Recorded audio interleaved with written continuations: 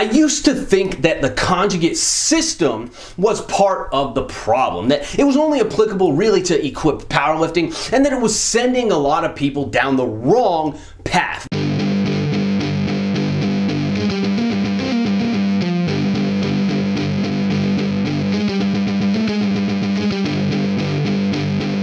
What's up guys, Enkiri here, and today I want to talk about a protocol that I've started using in recent history in my own training, which I'm going to call pseudo conjugate, or maybe conjugate light. Or I had someone in my comments the other day use the term conjugish, which I thought was both pretty clever and pretty funny. But we've all heard about the king of equipped powerlifting, right? Louie Simmons, the king of equipped powerlifting, and his famous Westside Barbell Gym located in Columbus, Ohio, as well as the famed conjugate system created and constantly refined by Louie Simmons himself and popularized along the way over the years as members of his elite, super elite gym have experienced massive success in the equipped powerlifting arena. And I'm not going to detail the entirety of the conjugate system here today because the information is kind of already out there and much of it has been put out by Louie himself. But I do just want to cover some of the core tenets of the system real quick, just to give you guys some context for what I'm going to describe today. And that's kind of the concept of rotating lifts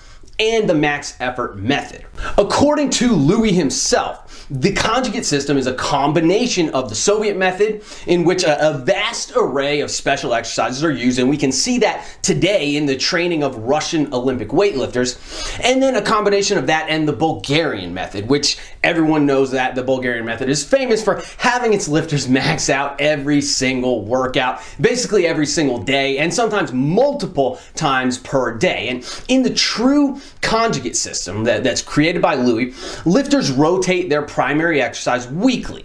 And since the system was originally designed specifically for powerlifting, every training session they perform a different variation on the squat, the bench press, or the deadlift, right? Not all in the same session, but over the course of the training week, they switch to a different variation. And then on this primary exercise, they use auto-regulation to work up to a max effort lift on that day on the designated variation each training week. Now, there's kind of a lot more that surrounds the whole thing in totality, but if you had to distill it down to the absolute most core concepts of the system, that's kind of the essence of it right there, rotating through max effort lifts on a weekly basis. It's really the heart and the soul of the conjugate system. And I'll be honest with you guys, I had personally been quite myopic in my own thinking for many years. I previously took more of a minimalist mindset in how I thought it was best to go about acquiring strength and acquiring muscular hypertrophy. And so I viewed this conjugate system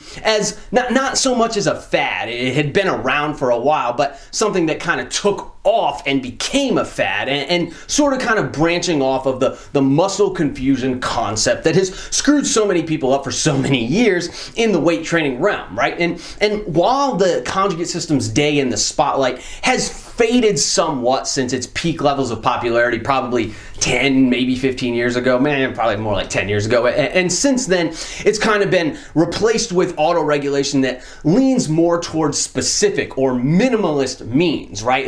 Kind of like the RPE system that's very popular in powerlifting these days. But as I have matured as a lifter, I've come to see that it's not really the methods in question that are really the issue here. So I used to think that the conjugate system was part of the problem, that it was only applicable to equipped powerlifting, and that it was sending people down the wrong path, that it was simply too much variety to really be meaningful. And while there is some truth to that, it can also very easily be argued that too much specificity is also not really a meaningful thing either, at least not in the grand overarching scheme of things. And there are some guys who are really fucking super strong at really wide stance sumo deadlifts, right? And then that's kind of where it ends, because the way they train and that movement, the level of specificity is just too high. And this is just an example that I'm using here, so I don't want you to get too hung up on that specifically. But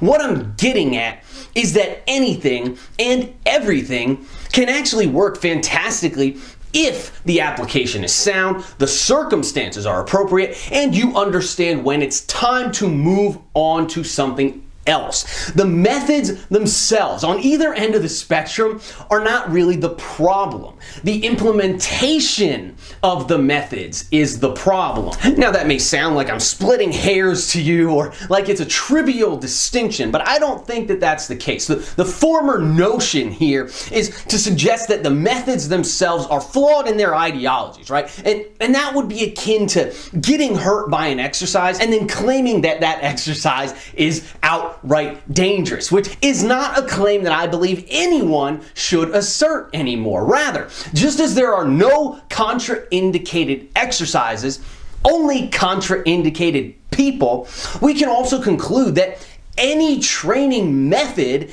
can create amazing progress, but it is how and when and why it is used that ultimately dictates how much. And so that was all kind of just a long-winded way of me saying that I'm a lot more open-minded these days. And I truly see the great value here that Louie Simmons has created. But at the same time, because of my skepticism initially, I can also see some of the flaws that are present there as well, at least in the way that you typically see the system described or carried out in practice. And so in light of that, I wanted to propose a variation of it today that I think rectifies some of these issues and uses the basic tenets of the system, the core concepts of the system, to create a method that's more beneficial to a larger group of trainees, to you guys. And I'm sure that I'm not the first person to suggest something like this. I'm completely sure of that. But I don't follow message boards. I don't keep up with lifting forums. And so if I'm plagiarizing somebody or I'm misunderstanding the methods here or anything like that, I truly do apologize. And feel free to let me know in the comments. I'm not trying to steal credit from anyone or anything like that. I'm just trying to put information out there, information that I've kind of found through experimentation and concluded on myself of my own accord, independent. And so part of the problem with traditional Western linear periodization, as Louie Simmons himself is very quick to point out, is rapid accommodation, right? And this is the reason why the conjugate system incorporates so much variety, specifically to prevent accommodation. But in my opinion, and you may view this differently, but in my opinion, the way that it's often used in practice creates such an avoidance of accommodation. It almost swings the pendulum too far to the other side that often no progress is actually made. And with Louie's lifters, who are geared up in more ways than one, this probably isn't really an issue at all. But for me and for you and for Joe Shmoe down the street, we need to see an exercise more than once every 8 weeks to really truly get something out of it. And so what I'm suggesting here is that you incorporate no more than 2 or 3 variations of a movement pattern at any given time. Even if there were 6 different variations that you eventually wanted to use in your program, then I would recommend separating them by training blocks in that case. So maybe for block 1, you would use variations 1, 2, and 3, and then maybe for block 2, you would use variations 4, 5, and 6. And what you'll get from this is extended periods of progress, because by rotating every week, we are avoiding accommodation, just like Louie says. We're just not rotating quite so frequently that we can't actually end up getting much of anything out of those movements. We see them frequently enough that we're able to improve upon them, remember our past performances on them, and do better than we did last time, but not so frequently that things start to stagnate in just 3 or 4 weeks like they would if you were just using the same exercises week in and week out, even when going to maximum weights. And so, for example, I've been running just 2 different chin-up variations since mid-July now. That's when I put the chin-up back into my exercise routine. And so we're going on 8+ weeks now, right? And then recently, just this past week, I added a 3rd variation into the rotation. And I've hit comeback PRs pretty much every single training session in these initial 8 weeks. I'm threatening all-time PRs at this point already. And I did that just by rotating 2 different variations of the chin-up. And then we add this 3rd one into the mix now, and that's going to substantially extend how long I can run this same protocol and still make great progress, as my progress still has not shown any signs of slowing down at all just yet. And up to this point, all I have done is work up to heavy singles so far. Every session for the past 8 weeks, I've worked up to a heavy single on the designated chin-up variation for that day, and then afterwards I knocked out 2 to 3 back off sets of 3 to 5 reps, and that's it. But I'm not going to pigeonhole myself there either. So I've taken the spirit of the max effort concept, and I've taken the spirit of the auto regulation concept, and I've taken the spirit of the exercise rotation concept, and then I've tweaked all of them to better serve me. So now I'm going to take that auto regulation idea even further, and then instead of just working up to max singles, I'll start to incorporate near max doubles, near max triples, and near max sets of 4 and 5 reps. So now you've got 3 different exercise variations to rotate through, along with at least 5 different target RMs. And so now the floodgates are going to be wide freaking open. And this is a concept that I've talked about before, right? Using heavy singles, doubles, triples, 4s, 5s, etc., in an auto-regulated program to tailor training intensity to your current level of physical readiness on any given day and drive progress for extended periods of time. It's a concept that I've used many times over the years myself, right? I love auto-regulated training, but the addition of the rotating exercises is pretty new for me. And so that is going to open up a lot more doors as well. And basically what I would say is this is going to be very, very good for creating long duration training programs, right? Creating a training program that works really well for an extended period of time as compared to many other programs that are available out there. You won't have to reset shit all the time like in starting strength. And then once you've got your variations and whatnot in place, there won't really be much else to think about. You won't have to tweak things on a weekly basis, and you really won't have to tinker with the setup too much at all. You just run through the variations, run through the rotations every single week, and then the adaptation will take care of itself over time, as long as you understand how to auto-regulate properly, which I've covered that topic in depth in another video if you're interested in that. And so with all that, what you'll get is a much more well-rounded approach than what many of us typically tend to take in our training. We kind of get stuck in a rut sometimes. That's just a habit. It's just kind of human nature. And so if you follow this approach, you won't be that guy though who's so overly specific that he can only perform well on his indicator lifts. But at the same time, you also won't be that guy with training ADD who fucking changes shit up so frequently to confuse his muscles that his muscles are so confused that they can't figure out how to grow. Instead, you'll be in the happy middle ground, right? It utilizes the core concepts of the conjugate approach, but personally, I think it makes it a little bit more applicable and beneficial to a broader population of trainees than the way that you usually hear the system described. And before this drags on for too long, I want to close it out, but I do want to give you guys a quick sample template, just real quick, a sample workout routine based around these methods, just so that you guys can see what the hell I'm talking about here, and hopefully not leave today with more questions than you came in with. So basically, here's something similar. This program, this sample template is similar to what I'm doing right now myself. There are 4 training sessions here in the weekly microcycle. It's based on an upper-lower split.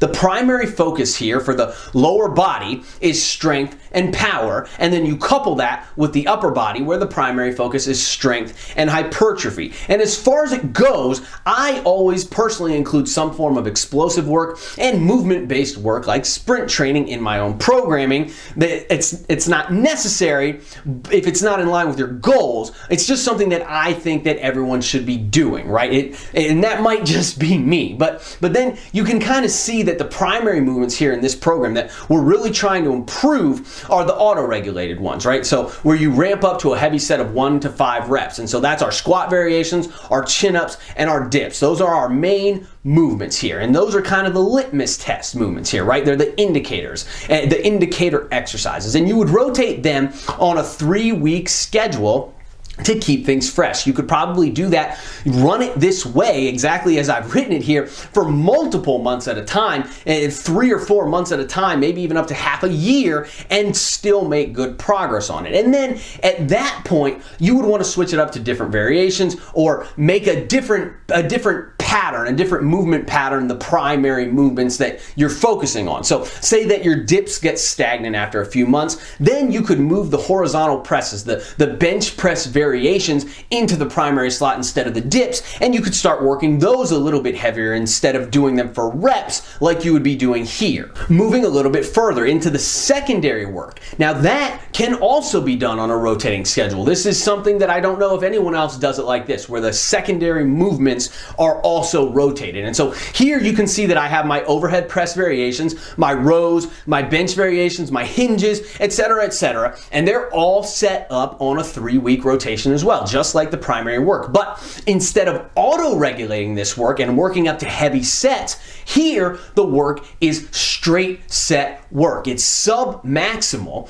and you just run it through on a double progression, where first you keep the weight the same and you build the reps up, the total reps up slowly over the course of, say, 3 to 4 weeks. And then at that point, you could add 5 pounds to the bar, and then you could start the process over. And so that way you get a nice little blend of both heavy work and light work, along with a mix of auto-regulation and linear progression. And that's all kind of rounded out as well by moving your body around, moving explosively and running and jumping and throwing shit and moving implements explosively too. And so it's a really nice blend here. Just remember, this here is just a sample, right? It's a sample routine. It's not a real program. I'm just using it to give you guys a more clear vision of how you could set things up within the framework that I've described here today. And lastly, it's important to remember that nothing lasts forever. I think that this framework is a great way to set things up, and I think it will allow many of you to make awesome gains for an extended period of time, which can be really nice to not have to worry about changing up your programming all the time because you're on something solid that just works for a really long time. It can help you to break through stubborn plateaus, build some new muscle, build some strength, all that shit. But eventually it will stagnate, just like everything else. It'll take longer to get to that point. And then you can shuffle things around and you could tinker with it. You can change the variations, you can amend the set and rep schemes, etc. But at some point, the best method for you is the one that you have not been using. And so at that point, just move on to something else and come back to this a few months later. You know, no harm, no foul. At some point, you always have to move on. No training method makes progress, drives progress forever, point blank. And I'm training a guy right now who loves conjugate, and he's been on it for a while now, and he's been shocked at the gains that he and I have been able to make together just in the last 12 weeks using simple linear progression, something that he thought he had graduated beyond, you know? And so just remember, there's a time and a place for everything. I think that the major tenets of the conjugate system do actually make it one of the most viable and impressive training systems out there. You just have to mold it to make it work for you rather than forcing yourself to mold to it. Anyway, that's all I got for today, guys. I hope you enjoyed the video, and as always, I hope that you were able to take something useful away from it. Please remember to smash the like button before you go, share the video, leave me some love in the comments, subscribe to my channel, all that jazz. And if you're interested in online coaching or training programs, be sure to visit my website, www.enkirielitefitness.com, for more details. Keep training hard, and I will catch you guys next time.